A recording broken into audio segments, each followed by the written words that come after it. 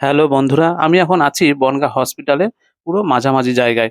তো ওখানে এক কচুরির দোকান আছে, খিচুড়ি তৈরি হয়। তো সত্যি খুব অপূর্ব তার স্বাদ বা খাবার।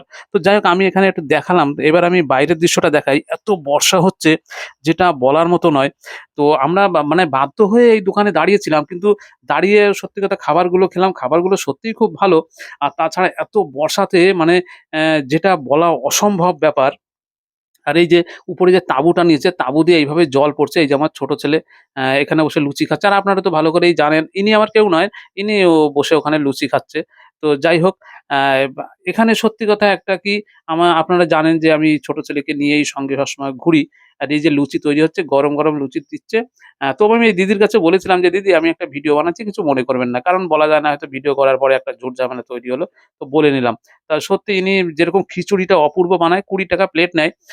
খুব সুন্দর খিচুড়ি বানায়। আর লুচি এই যে বানাচ্ছে গরম, গরম লুচি। একদম ছোটও না, খুব বড়ও না বা পাতলাও না।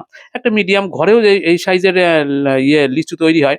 তো যাই হোক যে কথা বলছিলাম, তো এত পরিমাণে বর্ষা যে অস্বাভাবিক ব্যাপার। আমরা যখন সকালবেলা